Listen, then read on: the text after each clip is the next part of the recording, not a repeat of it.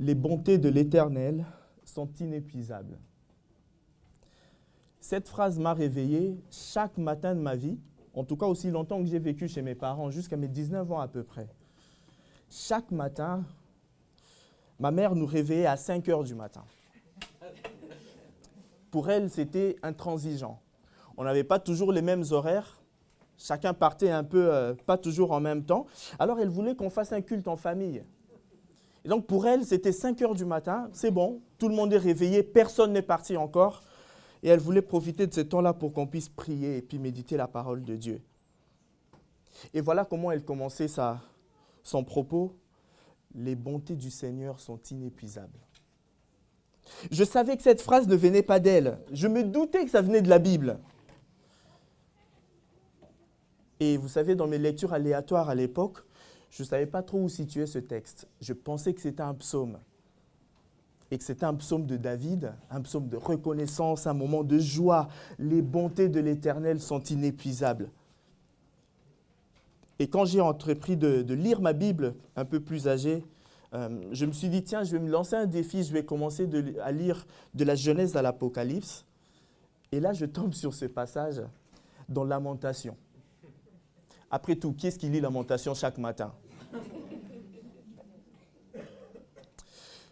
Ce texte qui rendait mon cœur vraiment partagé, il faut dire le terme, je n'étais pas heureux de me réveiller le matin à 5 heures du matin. Ça ne me réjouissait pas. En vrai, ça me saoulait un peu. Mais il faut aussi dire que c'est vrai dans une partie de mon cœur, ce que ma mère disait était vrai. Et je savais pourquoi elle disait ça. Je savais pourquoi elle insistait sur ce fait-là. Parce que c'est vrai que j'aurais pu mourir la nuit. Ça peut arriver. Quand on s'endort, on tombe dans une espèce d'inconscience. Si on meurt, on ne se rendra même pas compte. Mais le fait de se réveiller chaque matin et de pouvoir profiter d'un jour de plus, que nos proches puissent profiter de nous un jour de plus, c'est une compassion du Seigneur. C'est une grâce du Seigneur. Et donc plus tard, quand je suis arrivé à Dijon pour mes études, une des premières études que j'ai assistées au GBU, c'était mené par Philippe Servini, un ami. Et ce jour-là, il nous a fait travailler Lamentation chapitre 3, tout le chapitre. Et je me suis posé cette question au fort de la souffrance, de la maladie, de l'épreuve, au plus fort de la tempête. Suis-je capable de dire non? Les bontés de l'Éternel ne sont pas à leur terme. Les bontés de l'Éternel ne sont pas épuisées. Est-ce que nous sommes capables de dire ça? C'est pourquoi, les amis, je nous encourage ce matin, je nous exhorte, malgré nos chagrins, parfois inconsolables. Le prophète Jérémie nous invite à méditer sur les bontés, les compassions, les tendresses de Dieu envers nous. La Bible nous invite à méditer sur les bontés, les tendresses de Dieu envers nous. Lisons le texte du jour, c'est trois versets, Lamentation chapitre 3, versets 21 à 23. Et je vous invite aujourd'hui, c'est un défi que je vous lance, quand vous rentrez à la maison, prenez aussi un temps, n'importe quel moment que vous voulez, de lire tout le chapitre 3 de Lamentation, de faire un culte personnel vous-même, d'accord? Et de méditer sur tout le chapitre. Aujourd'hui, nous allons prendre que les 4 chapitres 21 à 23. Mais voici la pensée que je me rappelle à moi-même, la raison pour laquelle j'aurai de l'espérance. Car les bontés de l'Éternel ne sont pas à leur terme et ses tendresses ne sont pas épuisées. Chaque matin, elles se renouvellent. Oui, ta fidélité est grande. Les personnes qui souffrent, qui sont dans la maladie, qui sont dans le besoin, il y en a dans notre église. Julien Quentin l'a rappelé, nous on est au courant d'un certain nombre de choses. On prie pour des gens qui souffrent. Et même, ils sont ailleurs, en dehors de l'église. Il y en a partout des personnes qui souffrent. Jésus n'a-t-il pas dit lui-même aussi, les pauvres, vous en aurez toujours, sous-entendu. Tant que le monde existe, ces choses-là, aussi tristes et désagréables soient-elles, elles existeront toujours. Et donc, dans notre église, nous avons des personnes qui ont des problèmes de maladies assez régulières, de maladies chroniques, des problèmes dans leur vie, dans leur famille. Même les chrétiens ne sont pas épargnés. Et puis, en l'espace de quelques semaines, coup sur coup, nous les anciens, nous avons été confrontés à des sujets de prière. On nous a demandé de prier pour des personnes qui étaient atteintes de maladies assez graves. Nous avons prié, nous prions. Et nous avons désiré que nous puissions aussi prier ensemble. Je ne sais plus qui l'a dit, Quentin ou Julien, former cette armée de prière. Prier ensemble. Partager nos soucis. Nous livrer cœur à cœur. Notre Seigneur ne nous a pas dit qu'il nous arrachera de la souffrance. Jésus n'a pas dit ça. Par contre, il nous fait la promesse d'être toujours avec nous. D'être toujours avec nous. Vous imaginez si Dieu n'existait pas dans la souffrance? Vous imaginez ça? Il n'y a rien qui dépasse Dieu. Et même dans nos souffrances, dans nos pires situations, son nom est glorifié. Son nom est glorifié. Je ne sais pas si vous voyez, j'ai pris la photo, c'est ma Bible, hein. Je l'ai pris hier, enfin bon, voilà. Voilà le contexte immédiat du prophète Jérémie, ou du moins de l'auteur des Lamentations. Et ce n'est peut-être pas le propos de ce message, mais je vais juste faire un contexte rapide pour voir où on en est. En fait, Lamentation peut être attribuée à Sophonie, Jérémie, Habakkuk ou même à Ézéchiel, hein. Ils ont à peu près vécu au même moment. Et le moment où ils ont vécu, c'était un moment de souffrance, que ce soit physique, morale, où le peuple de Dieu souffre par rapport aux événements qui sont liés à la fin du royaume de Juda. La fin d'Israël telle que Moïse et Josué les avaient conquis quelques siècles auparavant. En fait, les biblistes, que ce soit juifs ou chrétiens, ont identifié en la personne du prophète Jérémie quelqu'un qui a vu ces événements qui aboutissent à la fin du royaume du peuple juif. Bien qu'ayant lui-même prophétisé sur ces choses, il n'en est pas moins ému. Il en souffre énormément. Et dans ce contexte, Jérusalem est en état de siège. Imaginez, d'accord? Imaginez un siège. Nous, on connaît le siège de La Rochelle. Le siège est un blocus, d'accord? L'idée ici est de couper complètement la ville, de l'isoler, de l'assiéger pour qu'il n'y ait aucune aide, que ce soit économique de l'extérieur, militaire, ni médicale. Les gens sont coupés du monde. Et puis petit à petit, la ville sombre dans la famine, dans la maladie, et voire même dans la violence. L'idée, c'est d'obtenir la reddition de la ville, d'accord, par la contrainte. Et c'est ce que Jérémie et le peuple d'Israël sont en train de vivre en ce moment. Alors oui, ce qui arrive à Jérusalem est un jugement de Dieu. C'est un châtiment de Dieu parce que le peuple de Dieu s'est un peu, tout petit à petit, éloigné de Dieu. Et par là, je ne vais pas dire que tout ce qui nous arrive en malheur sont des jugements de Dieu. Ça peut arriver, hein. Il y a des choses que nous vivons, c'est parce que nous sommes en train de vivre les conséquences peut-être de péchés que nous avons commis. Mais ce n'est toujours pas le cas, hein. Parfois, on est malade et puis, c'est le cas de Job, il n'avait rien demandé à personne, d'accord? Et en plus, quand il vient demander les explications à Dieu, parce que Dieu, il aurait pu lui dire, Job, ah non, mais j'ai fait un deal avec Satan, non. Il lui dit même pas ça. Il lui dit même pas ça. Et le prophète ici est témoin de l'horreur, de la souffrance, des exactions, de la catastrophe que représente ce siège. Il est particulièrement touché par le sort de femmes enceintes et au sort de petits enfants. Et il en souffre énormément. En plus de porter la souffrance du peuple, lui-même, il est persécuté par ce même peuple. Et donc, personnellement, il souffre aussi, et il souffre beaucoup. Les temps sont durs. Les temps sont vraiment durs pour le prophète de Dieu. Et voilà, dans le chapitre 3, il touche le fond. C'est vraiment la dépression totale, la déprime totale.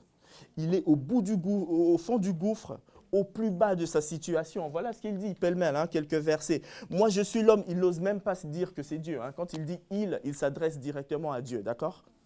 Moi, je suis l'homme qui a vu la souffrance sous les coups du bâton de sa colère. Il m'a mené, il m'a fait marcher dans les ténèbres sans aucune lumière. C'est contre moi qu'à longueur de journée, il tourne et retourne sa main. Il a usé ma chair, ma peau, il a brisé mes os. Il a dressé contre moi des remparts d'amertume et des peines. Pour tout mon peuple, je suis devenu la risée et les sujets de ses chansons à longueur des journées. Alors j'ai dit, c'en est fini de mon avenir. Je n'espère plus rien en l'Éternel. Là, il est vraiment, il est par terre, quoi.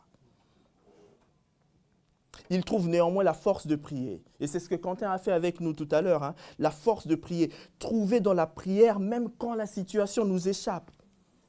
J'ai envie de dire, même avant que la situation nous échappe. Trouver la force de prier, comme le prophète Jérémie, verset 19. « Oh, souviens-toi de ma misère », il s'adresse à Dieu encore, « de ma souffrance, du poison, de l'absinthe dont je suis abreuvé. Sans cesse je m'en souviens et je suis abattu. » Au pire moment de sa vie, de son ministère, quand il était au plus bas, au plus mal, il s'est souvenu. Il s'est rappelé au bon souvenir du caractère intrinsèque de l'Éternel. Et c'est ce que Jérémie nous invite à faire au verset 21. « Mais voici la pensée que je me rappelle à moi-même, la raison pour laquelle j'aurai de l'espérance, car les bontés de l'Éternel ne sont pas à leur terme, et ses tendresses ne sont pas épuisées. Chaque matin, elles se renouvellent. Oui, ta fidélité est grande. J'ai dit, l'Éternel est mon bien. C'est pourquoi je compte sur lui. » Amen. Ce que je vous propose, c'est de regarder rapidement, très rapidement, le trait de caractère intrinsèque de Dieu, plus particulièrement ses bontés et ses compassions, d'accord ? À travers quelques passages dans la Bible, et ensuite, on n'aura peut-être pas le temps, mais on va réfléchir par nous-mêmes pour voir quelles sont les tendresses et les compassions que Dieu aussi a envers nous.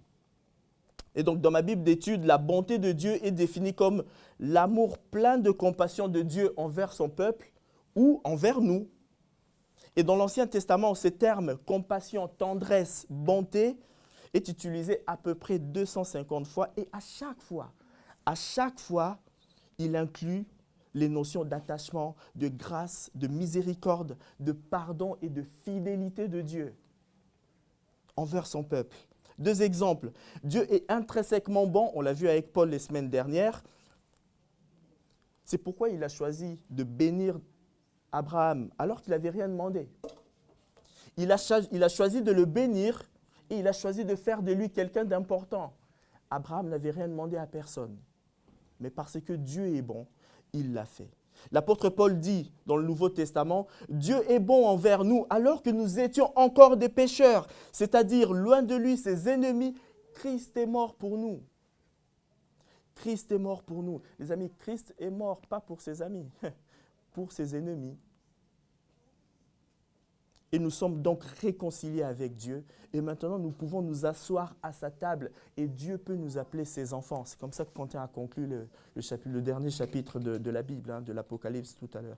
Nous sommes devenus des enfants de Dieu. Parce que Dieu est bon. Parce que Dieu est bon. Dieu est bon parce qu'il nous a aimés. Il nous a sauvés. La bonté de Dieu s'exprime par sa fidélité. Dieu est bon aussi parce qu'il prend particulièrement soin de nous. Dieu est bon parce qu'il pourvoit à nos besoins. Dieu est bon dans diverses autres situations parce qu'il est plein de miséricorde et de compassion. Dieu est bon. Justement, la compassion de Dieu, et voilà comment on définit le dictionnaire biblique, c'est le caractère même où Dieu est pris aux tripes, littéralement, hein. Il est littéralement pris aux tripes. C'est pourquoi il est plein de compassion envers les personnes qui souffrent. Il éprouve un profond sentiment de solidarité avec les personnes qui sont en peine. C'est pourquoi il est là, même quand nous sommes au plus bas. Il est là. Et il y a toute une liste où Dieu est pris de compassion. Nous pouvons citer quelques situations. Il est pris de compassion pour Agar dans le désert. Alors qu'il voyait la mort arriver, il vient pour la sauver. Il est pris de compassion pour Léa, alors qu'il était mal aimé de son mari. Il lui a donné des enfants. Il est pris de compassion pour les Israélites qui souffraient en Égypte et étaient des esclaves. Alors que le roi Ézéchias, au plus fort de sa maladie, se sachant mourant dans son lit de mort, il pria Dieu en versant d'abondantes larmes. Et Dieu le guérit. Jésus, tu l'as dit, Julien, Jésus est pris de compassion pour les foules. C'est pourquoi il le nourrit, il le guérit, il le délivre de l'emprise de démons. Mais les amis, le Seigneur ne nous a pas toujours donné, ou en tout cas, il ne nous donne pas toujours ce qu'on lui demande. D'ailleurs, pour les gens qui savent, Jérémie, ça se finit assez mal pour lui. Ça se finit assez mal pour lui, physiquement. Et donc, même au pire moment de nos vies, et même au pire de ce qui peut nous arriver, c'est-à-dire la mort, Dieu est là. Vous imaginez si Dieu n'était pas là, il n'était pas là dans la mort? Vous imaginez ça? Alors, bon dimanche, ça ne sert à rien de venir ici. Vous pouvez rentrer chez vous, vous n'avez même pas, vous prenez plus le temps de prier, de lire votre Bible. C'est ça même le sujet de notre espérance. Parce que nous croyons que Christ est mort et ressuscité. Et donc il a vaincu la mort. Et il fait de nous de plus que vainqueurs. Voilà le sujet de notre espérance. Christ est au-dessus de la mort. Et tant bien même que vous êtes mort, vous vivrez. Voilà le grand espérance que nous pouvons avoir. Tu l'as lu le passage, hein? Quand on arrivera vers lui, il essuiera nos larmes. On laissera ce monde complètement de souffrance, de pleurs, de mauvaises nouvelles. Et quand on sera devant l'Éternel, il n'y aura plus que des bonnes nouvelles. La vie, elle sera éternelle parce qu'elle ne s'arrêtera plus. Et nous vivons avec lui, nous vivrons avec lui. C'est le sens même de cette vision de l'apôtre Jean au début de l'Apocalypse. Alors que l'Église est en souffrance, l'Église souffre, lui-même est exilé en souffrance. Qu'est-ce qu'il voit? Il voit Dieu assis sur son trône, dominant l'univers. Alors qu'il y a de la souffrance dans l'univers, Dieu est souverain. C'est ça le sujet de notre espérance. Même dans la mort, Dieu est souverain et il est grand.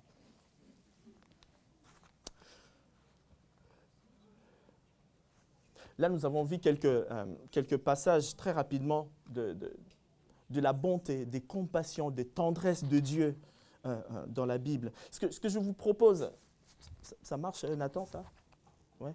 Ce que je vous propose très rapidement, mais vraiment très rapidement, c'est que nous aussi, nous puissions dire... Alors ça marche comment? Je crois qu'il n'y a plus de pile, enfin je ne sais pas. Vas-y, oui, ça marche. Que nous aussi, nous puissions dire, mais vraiment très rapidement, ce que je vous demande, ce n'est pas de dire quand j'ai prié, Dieu m'a guéri. Non, c'est juste que quand j'étais au plus mal, mais en fait, Dieu était là. C'est à ça que je m'accroche. D'accord? Vous avez compris le principe? Je vais commencer. J'avais prévu de vous parler de ma péricardite en 2017. Mais en fait, en ce moment, c'est dur à Kinshasa pour ma famille. Il y a une grosse épidémie de malaria et de fièvre typhoïde. Ils sont tous passés. Mon père, ma mère, ma petite sœur Abby. Et en ce moment même où je vous parle, mon frère Eli est hospitalisé. Ça fait une semaine, la fièvre ne descend pas en dessous de 38, alors qu'il est perfusé chaque jour. Matin, soir, il prend des piqûres de chloroquine. Je n'ai pas de solution. Ma mère m'a envoyé un texto. Voilà ce qu'elle me dit. Mayele et Silingai. Littéralement, l'intelligence humaine arrive à sa fin. Donc, je ne sais plus quoi faire. Voilà. Elle ne sait même pas que je prêche sur ce thème ce matin. D'accord? Et la phrase d'après, elle dit, c'est pourquoi il me reste la prière et je compte sur Dieu. Et elle nous demande de prier avec elle. Mon frère est encore à l'hôpital. Il est hospitalisé. Et voilà l'encouragement que je veux avoir pour vous. C'est même au plus fort, au plus dur de la situation, Dieu est là. Et on peut compter sur lui, d'accord? Si vous avez de petites phrases d'encouragement, on a vu les encouragements de Dieu, alors vous pouvez aussi nous encourager. J'ai porté des jumeaux en 2014 et je les ai perdus à une semaine du fait de la...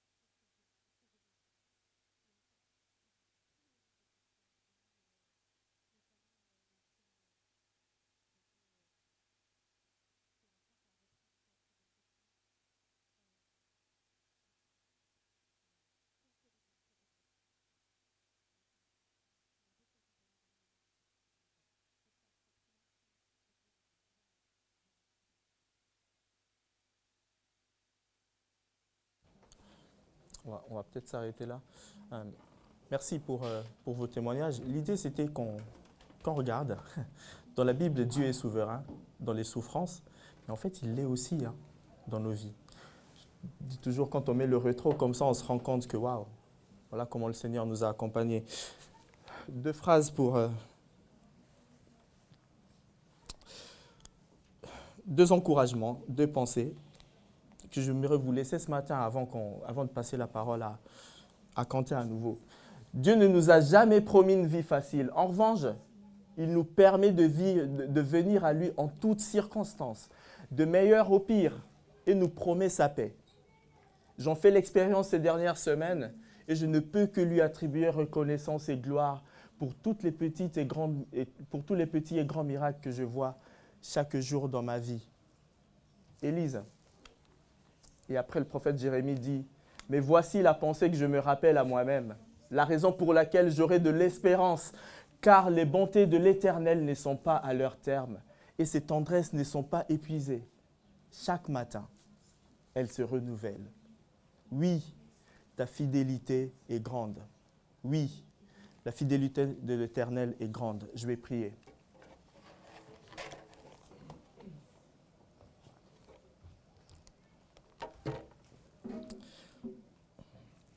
Seigneur, merci pour ces moments de partage. C'est vrai, la vie, elle n'est pas facile. Elle cogne même parfois. Mais Seigneur, toi, tu es là. Tu es avec nous. C'est ça notre sujet de réjouissance, de reconnaissance, Seigneur. C'est que tu marches avec nous. Tu nous tiens par la main et tu nous guides inévitablement, Seigneur, vers toi. Et on sait que quand on sera avec toi, il n'y aura plus de maladie, il n'y aura plus de problème de pauvreté, il n'y aura plus de problème d'angoisse, il n'y aura plus de dépression, il n'y aura plus toutes ces choses, Seigneur, qui aujourd'hui nous font peur. Il y aura toi et il y aura la vie éternelle, il y aura l'amour, il y aura la joie, il y aura la louange de te retrouver, Seigneur, de te voir. Telle est notre joie, telle est notre espérance, Seigneur. C'est pourquoi nous comptons sur tes fidélités. C'est pourquoi nous prions, Seigneur. Et Seigneur, quand nos bouches n'arriveront plus à parler, nous voulons nous rappeler dans nos cœurs que tes tendresses envers nous sont inépuisables. Inépuisables. Au nom de Jésus. Amen.